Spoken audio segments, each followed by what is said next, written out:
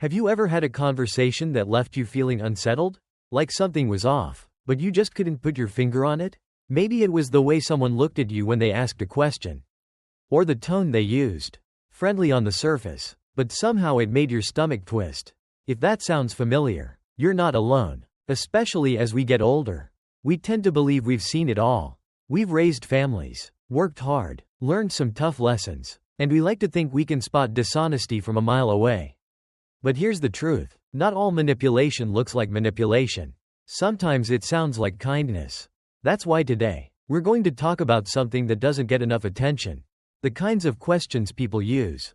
Not to understand you, but to control you. These aren't harmless curiosities. They're traps. And knowing how to spot them, and respond to them, can protect your peace of mind, your self-respect, and even your relationships. As we get older, people sometimes assume we're more trusting, or maybe less likely to speak up. But the reality is, now is the time to become even more grounded in who you are.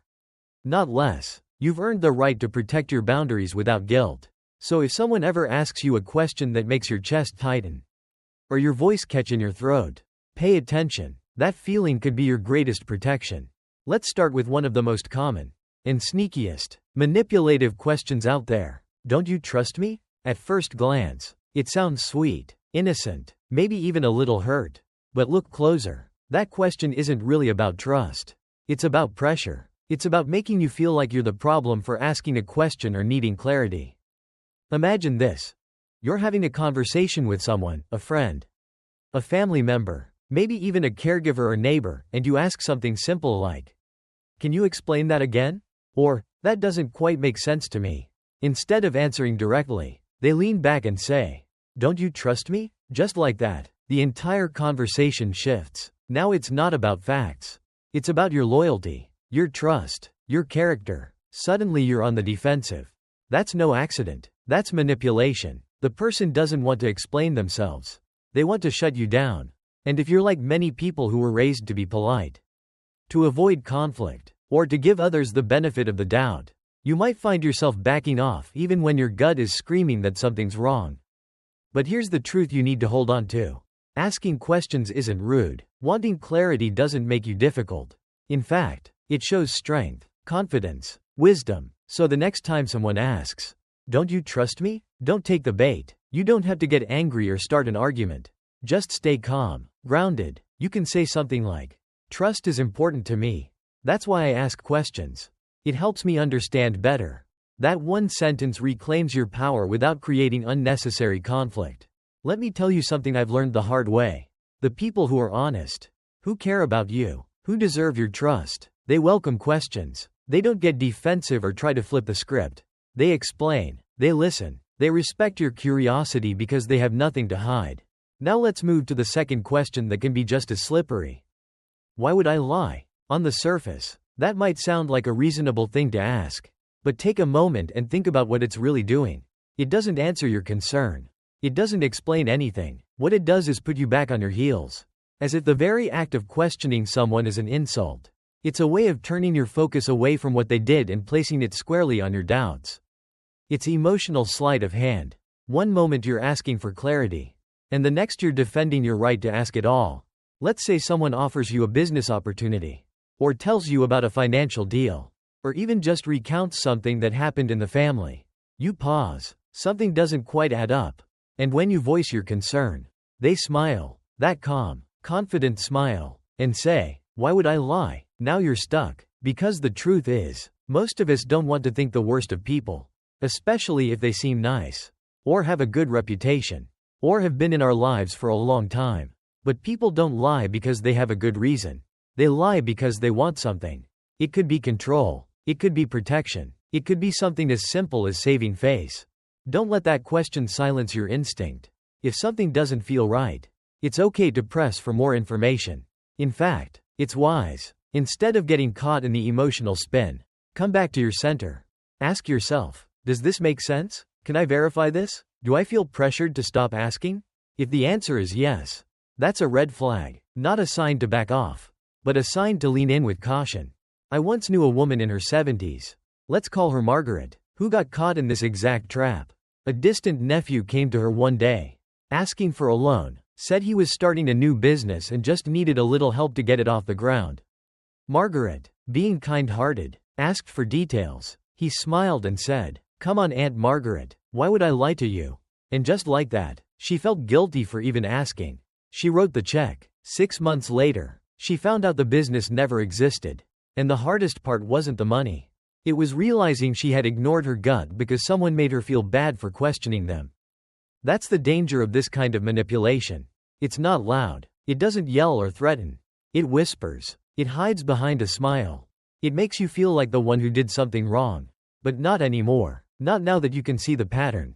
And once you see it, you can't unsee it. Remember this. Someone who's telling the truth has no problem being questioned. They don't dodge. They don't deflect. They don't make you feel small for wanting clarity. The ones who do, they're not protecting a truth.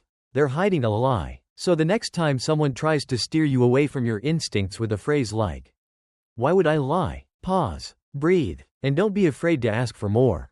You don't owe anyone blind faith. You owe yourself peace of mind. And sometimes that starts with one courageous question.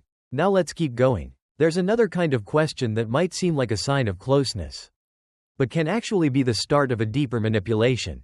One that pulls you in quietly and makes you feel like you're part of something private.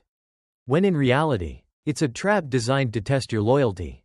They might lean in close, drop their voice to a whisper, and ask, "Can you keep a secret?"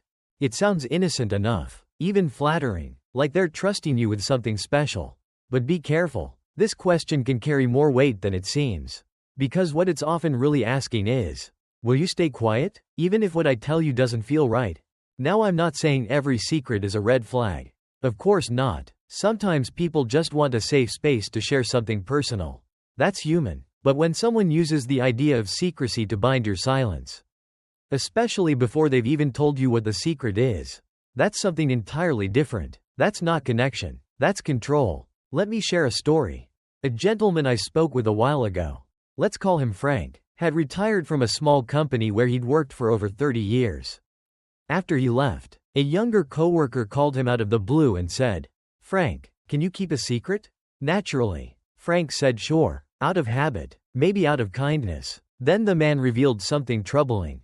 Their manager had been quietly cutting corners with retirement benefits for several employees, including Frank. But now Frank felt trapped. He'd promised to keep quiet, and breaking that promise felt like betraying a trust, even though it was about his own money. That's the power of that question. It puts you in a moral headlock before you even know what you're agreeing to. It turns your sense of loyalty into a leash. This is why it's so important to pause when someone leads with, "Can you keep a secret?"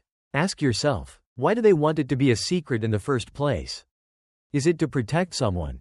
Or to cover something up? Are they inviting me into something honest? Or pulling me into a mess they don't want to clean up?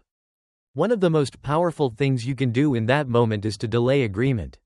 You don't have to say yes right away. You can simply reply, "It depends on what it is." Or, "Tell me first, and then I'll decide if I'm comfortable keeping it between us." That way, you stay in control. You don't get boxed into silence before you even know what's going on. And if what they tell you goes against your values, then you have every right to say, "I can't keep that to myself." That's not betrayal. That's integrity. And you're not too old or too nice to stand by your values. In fact, that's one of the most powerful things you can do in this stage of life. Now let's talk about another question that seems simple, but can twist your mind into knots. Who told you that? Have you ever brought up a concern? Maybe about something you heard, or a behavior that didn't sit right with you. And instead of addressing the issue, the other person fired back with, "Who told you that?" Not, "What makes you feel that way?" Not, "Let's talk about it," but a full pivot to tracking the source.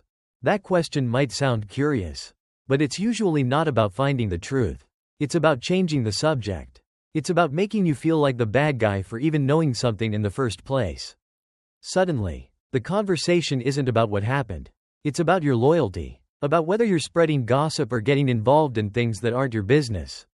It puts you on the defensive. And if you're someone who values fairness, someone who avoids drama, you might feel the urge to back off, to protect the person who gave you the information, or worse, to question whether you should have brought it up at all. But don't let that question shake your confidence. You have every right to ask about things that concern you, especially if they involve your well-being. your safety, or your peace of mind. If someone tries to shift the spotlight onto how you found something out, that's usually a sign they're trying to avoid accountability. Let's go back to Frank for a second. After learning about the retirement funds issue, he decided to confront the manager directly. He didn't accuse, he just asked for clarification. And do you know the first thing the manager said? "Who told you that?" Not, "Let's look into it." Not, "I can explain." Just a sharp pivot, like it was more important to trace the leak than to address the problem. That told Frank everything he needed to know. When you hear, "Who told you that?" you don't need to answer. You're not on trial. You can stay calm and steady and say something like, "Let's focus on whether it's true, not where I heard it." That's it. That's the line that protects your dignity without raising your voice. It keeps the conversation on track. And more importantly, it reminds the other person that you're not easily distracted by smoke and mirrors. This kind of clarity takes courage. But you've already got that in you. After 60, you don't need anyone's permission to trust your instincts. You've lived through enough to know when something feels off and when someone's trying to avoid the truth. One of the most freeing things about getting older is this: you don't have to play the games anymore. You don't have to tiptoe around people's egos or let guilt steer your decisions. You can choose calm over chaos, truth over tension, self-respect over silence, and you don't have to do it perfectly. You just have to begin with one pause, one breath, one sentence that says, "I won't be manipulated." That's how we take our power back. Not by yelling, not by fighting, but by standing firm in our awareness. We're almost there, but there's still one more manipulative question I want to talk about. One that can sneak in quietly and do more damage than you might expect. It sounds simple, almost harmless, but it can turn your entire world upside down if you don't catch it in time. The question is, don't you remember? Now this one is tricky. Because memory, especially as we age, can get a little foggy from time to time. We misplace our glasses, forget the name of that actor from the old westerns, or walk into a room and forget why we're there. It happens to everyone, but when someone uses your memory against you, deliberately, that's not forgetfulness. That's something else entirely. That's manipulation. That's gaslighting. Imagine someone insisting you said yes to something you know you never agreed to.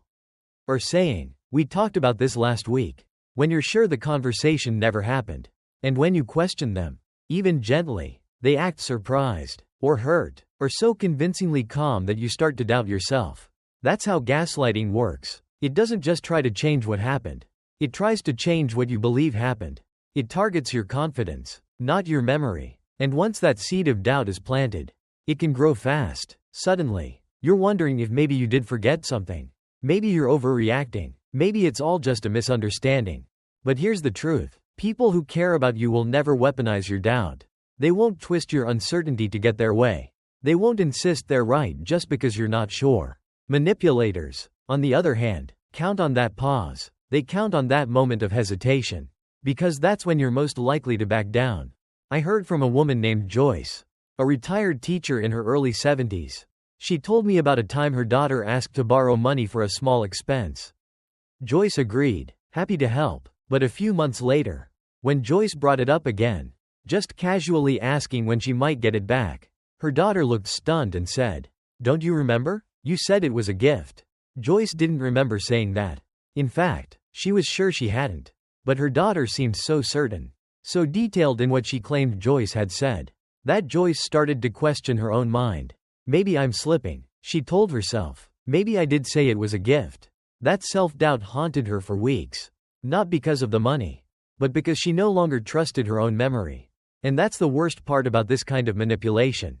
It doesn't just damage the relationship. It damages you. But here's what I told Joyce. And what I want you to know too. Memory might not always be perfect. But your instinct is strong. You can feel the difference between honest confusion and intentional distortion.